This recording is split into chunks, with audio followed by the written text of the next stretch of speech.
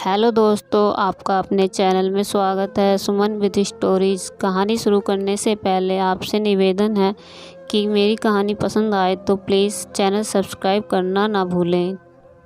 मैं एक खुशमिजाज जिंदा दिल लड़की कब इतनी निराशावादी और असुरक्षित हो गई पता ही नहीं चला। मैंने तो उसे हमेशा प्यार किया था और अपने रिश्ते को संभालने की पूरी कोशिश की, पर अब लगता है कि मैं रिश्ता संभाल नहीं रही थी बल्कि अपने आप को बेवकूफ़ बना रही थी। रिश्ता तो कभी था ही नहीं, प्यार तो कभी था ही नहीं। जो कुछ भी था बस स्वार्थ था, उसका स्वार्थ जो मुझे ऐसा घाव दे गया जिसके निशान मेरे मन और शरीर पर दोनों पर रहेंगे हमेशा हमेशा के लिए। अभी मैंने स्नातक ही किया था कि मेरी शादी की बात चलने लगी। रिश्ते की एक मौसी ने मेरे लिए इतना अच्छा रिश्ता भेजा कि माता पिता मना कर ही ना सके। वह मुझे देखने आया तो मुझे दिल में डर के साथ साथ एक गुदगुदी भी हुई। हमें कुछ देर एक दूसरे के साथ बिताने के लिए छोड़ दिया गया। राजा: हाय, कैसी हो? मैं: जी अच्छी हूँ, आप कैसे हैं? राजा: कुछ देर पहले तक तो ठीक था, पर लगता है अब दीवाना हो चुका हूँ तुम्हारा। ना चाहते हुए भी मुझे हंसी आ गई, मैं खुद को रोक ना सकी। राजा: कितनी सुंदर हंसी है तुम्हारी, कॉलेज के लड़के तो इस हंसी पर जान दे देते होंगे। मैं: मुझे क्या पता, मैंने कंधे उचकाकर कहा। राजा: उफ, ये सादगी, मैं तो फिदा हो गया। लड़के वाले शादी के लिए तैयार थे, हमारे परिवार को भी रिश्ता मंजूर था। सो आनन फानन 1 महीने के भीतर ही मैं ससुराल पहुंच गई। दिन भर की थकान से कब सो गई पता ही नहीं चला। रात में राजा ने झंझोर कर उठाया। राजा: आज हमारी सुहागरात है और तुम सो रही हो। क्या अपने कॉलेज के बॉयफ्रेंड से बिछुड़ने का गम खाया जा रहा है? चिंता मत करो, मैं तुम्हें उससे भी ज़्यादा प्यार दूंगा। उसने हंसकर कहा, पर यह मजाक मुझे भेद गया। मैंने कहा, ना, मेरे कोई बॉयफ्रेंड नहीं है। मैंने गुस्से से कहा। राजा: इम्पॉसिबल, आजकल तो बस सूरत से बदसूरत लड़की का चक्कर चल रहा है। फिर तुम कैसे बच गई? तुम तो को एजुकेशनल कॉलेज में पढ़ी हो ही नहीं सकता कि तुम्हारी किसी लड़के से दोस्ती ना रही हो। कोई बात नहीं, पति और पत्नी के बीच कोई भेद नहीं रहना चाहिए।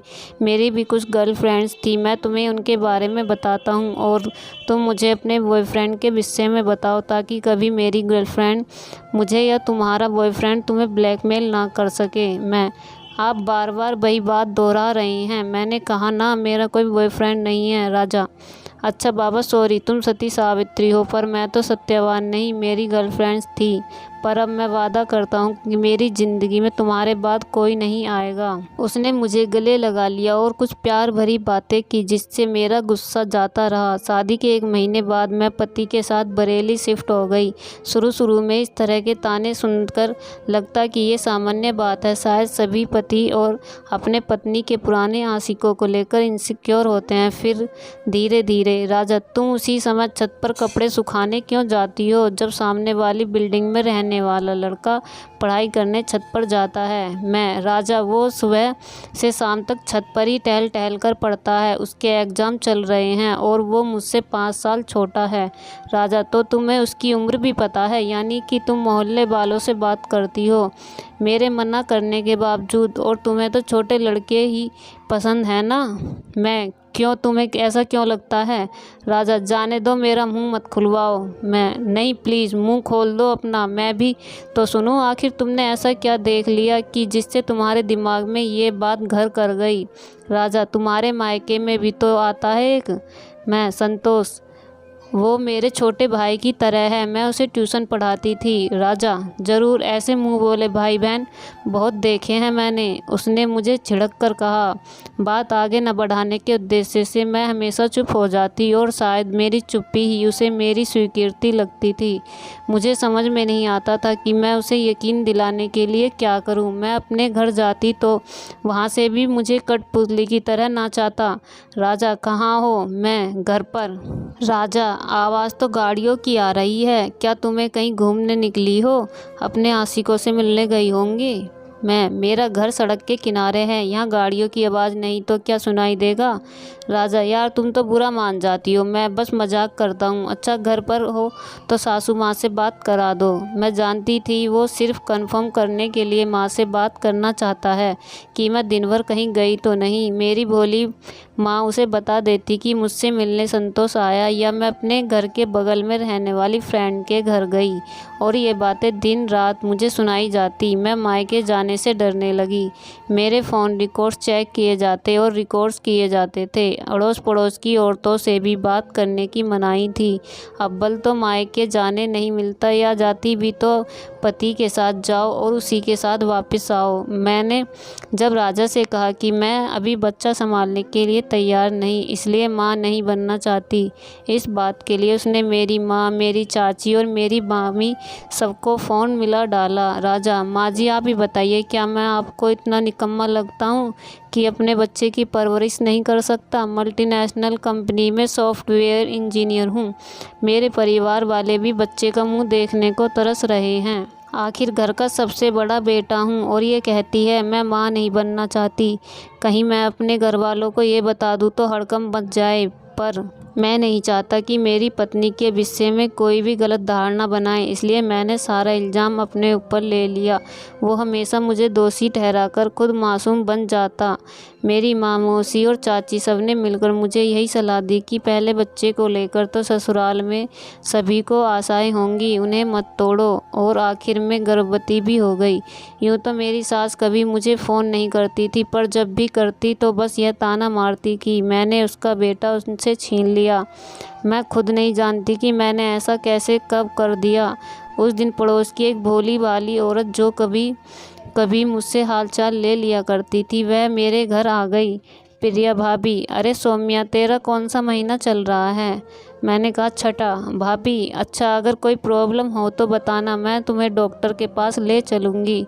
राजा तो अक्सर घर पर रहता नहीं, ऐसे में कभी भी ज़रूरत पड़ सकती है। अपने आप को कभी अकेला मत समझना। राजा का नेचर तो बहुत ही अच्छा है, वह तो मुझे भाभी बोलता है और बड़े प्रेम से पेश आता है, वरना यहाँ बरेली में किसके पास किसी से हंसकर बात करने की फुर्सत है। भगवान तुम दोनों को सदा खुश रखे।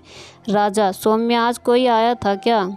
सिंक में पड़े चाय नाश्ते के कप प्लेटों को देखते हुए राजा ने पूछा। मैं: हाँ, बगल की प्रिया भाभी आई थी। राजा: क्यों? तुमसे मना किया था ना कि बरेली के लोग बहुत धूर्त और चालाक होते हैं। ये सब औरतें दुष्ट, चरित्रहीन और मूर्ख हैं, उनसे दूर रहो। और उस प्रिया का तो पड़ोस में रहने वाले लड़के से अफेयर चल रहा है, ये बात सारा मोहल्ला जानता है। पति के जाते ही उसे घर पर बुला लेती है, और फिर मैंने तुम्हें उसके बारे में पहले भी बताया था कि वो तो मुझे भी लाइन मारती है, फिर भी तुमने उसके जैसी औरत को घर में बुलाकर चाय नाश्ता कराया। मैं: पर वो तो आपकी बहुत तारीफ़ कर रही थी और मुझे प्रेग्नेंट देखकर कह रही थी कि कोई ज़रूरत हो तो बताना। राजा: अच्छा, मेरी तारीफ़ तो करेगी ही, मुझे फंसाना जो है। क्यों, तुम्हें लगता है कि वो तुम्हारा ख्याल मुझसे बेहतर रख सकती है? मैंने ऐसा तो नहीं कहा, पर कोई आ जाए तो क्या भगा दूँ? राजा: हाँ, बिल्कुल भगा दो। तुम्हारा पति मैं हूँ, वो नहीं। किसी भी बाहरी व्यक्ति से फालतू मेलजोल बढ़ाने की ज़रूरत नहीं। यहाँ की औरतें सब शराबी और बदचलन हैं, और मैं नहीं चाहता कि मेरी भोली भाली पत्नी भी उनके रंग में रंग जाए। सौम्या: तुम बहुत सीधी और भोली हो। तुम्हें मैं दुनिया की बुराइयों से बचाना चाहता हूँ, इसलिए थोड़ी सख्ती बरतता हूँ। कोई बात नहीं, पर आज के बाद वो औरत आए तो बाहर से ही उसे हालचाल देकर कोई बहाना बनाकर बाहर से ही भगा देना। ये कहकर उसने मेरे चेहरे को अपने दोनों हाथों में लिया और मेरे माथे पर चुंबन दिया। जब मैं तर्क देती तो वो मुझे इसी तरह निरस्त कर देता था। मुझे समझ में नहीं आता था कि मैं ऐसा क्या करूं कि वो नाराज़ ना हो, दुखी ना हो और परेशान ना हो। मेरी माँ भी मुझे फ़ोन करती तो मैं गिनी चुनी बात करके फ़ोन जल्दी से जल्दी रख देती। प्रिया भाभी को भी मैंने बाहर से ही टरकाना शुरू कर दिया। आखिर उन्होंने भी हार मान ली और मेरे घर आना छोड़ दिया।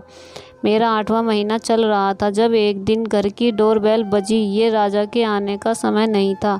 दिल धड़क गया कि कौन होगा, कहीं प्रिया भाभी तो नहीं। दरवाज़ा खोलते ही एक जाना पहचाना चेहरा दिखा, पर कुछ याद नहीं आया कि ये कौन है।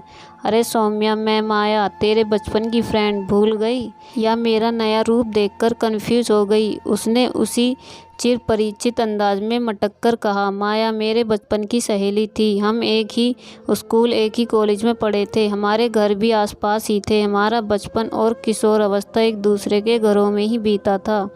उसे देखकर उसे गले लगाने की तेज़ इच्छा हुई, पर औपचारिक मुस्कान देकर मैंने डरते हुए उसके भीतर आने के लिए रास्ता दिया। माया, वाह यार, घर तो बहुत बढ़िया है तेरा। पति खूब कमाता होगा, वरना बरेली शहर में अपना घर होना कोई छोटी बात तो नहीं। मैं, और कैसी है तू? बैठ, मैं चाय लेकर आती हूँ। मैं जल्दी से टरकाना चाहती थी। माया, क्या यार, क्या अब हम इतने दूर हो गए कि तू मुझे मेहमानों की तरह चाय नाश्ता कराएगी? मैं खुद बना लूँगी, तू तो यहाँ बैठ मेरे पास। माया ने मुझे खींचा और सोफे पर पसर गई। वो मुझे अपने बरेली शिफ्ट होने की कहानी सुना रही थी, पर मेरा ध्यान कहीं और ही था। माया, सौम्या, क्या बात है? माया ने मेरा उड़ा हुआ रंग देखकर कहा। मैं, कुछ नहीं, बस कुछ तबीयत ठीक नहीं, मैंने साफ झूठ बोला। माया ने मुझे गले लगा लिया। मुझसे झूठ बोलकर तुझे लगता है कि तू बच जाएगी, पर तू नहीं जानती तू कांप रही है। ये एंजाइटी के लक्षण हैं। मैं एक साइकोलॉजिस्ट की बेटी हूँ, भूल गई? पापा ने यही एक क्लिनिक शुरू किया है, मैं भी उनके साथ प्रैक्टिस करती हूँ। मैं पहले भी तेरे दिल में झांक सकती थी। तुझे पढ़ने के लिए मुझे PhD करने की ज़रूरत नहीं। मेरा रोका हुआ बांध टूट गया और मैंने बेध्यानी में उसे सब कुछ बता दिया। आसपास रहते हैं, हमारी सारी खुशियाँ चूसते रहते हैं और बस दुख भरी यादें ही हमारे पास रह जाती हैं।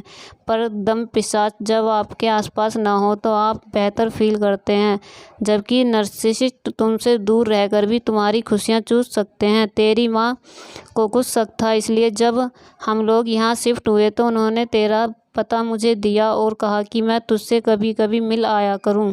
अभी तेरा बच्चा इस दुनिया में भी आया नहीं है, अभी भी समय है। क्या तू उसे इस माहौल में जन्म देगी?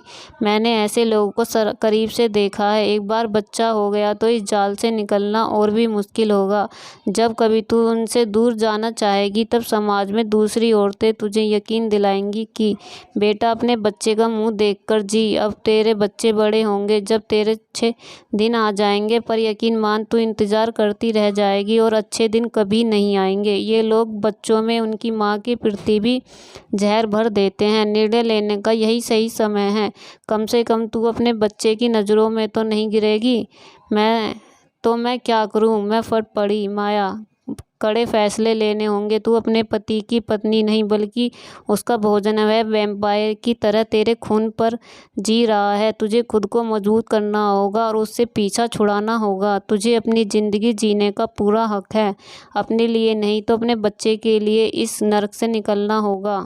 हम सब तेरे साथ हैं। तू मेरे घर चल, मैं तुझे अपने पापा के क्लिनिक में जॉब दिला दूंगी। वो तुझे धमकियाँ देगा, डराएगा, बुरा भला कहेगा, पर वो खुद बहुत कमज़ोर है। यकीन मान, तेरा डर ही उसे ताकत दे रहा है, वरना वह किसी खरगोश को भी नहीं मार सकता। माया ने बहुत देर तक मुझे नर्सिसिस्ट किया कहानियाँ सुनाई और मुझे अपने पति से तलाक लेकर नया जीवन शुरू करने का सुझाव दिया। मैं उसी समय अपना सामान बांधकर वहाँ से चली गई। उसके बाद शुरू हुआ मेरे और मेरे परिवार के लिए भयंकर त्रासदी का दौर। वो दिन भर मेरे घर वालों और मुझे धमकियां देता। इस बीच मैं एक बच्ची की मां भी बन गई। मैंने उसका फ़ोन ब्लॉक पर लगाया, पर छाया ने हटवा दिया, यह कहकर कि उसकी धमकियां कोर्ट में उसके खिलाफ काम आएंगी। राजा, मैं तेरे जैसी छिनाल और उसकी नाजायज औलाद को एक फूटी कौड़ी नहीं दूंगा। मैं नौकरी छोड़कर सन्यासी हो जाऊंगा, ना कमाऊंगा ना काम करूंगा। फिर तू कैसे मुझसे कंपनसेशन ले सकेगी? मुझे कंपनसेशन नहीं चाहिए। मैं म्यूचुअल सेपरेशन के लिए तैयार हूँ। बस तुम मेरा पीछा छोड़ दो, मैं अपनी बच्ची खुद पाल लूँगी। राजा, तू और तेरी बेटी दोनों छिनाला करके पेट पालेंगी। तू नहीं जानती समाज में अकेली औरत की क्या दुर्गति होती है। तेरी बेटी को भी लोग हमेशा बुरी नज़र से ही देखेंगे और बड़े होते होते वो भी तेरी तरह छिनाल बन चुकी होगी।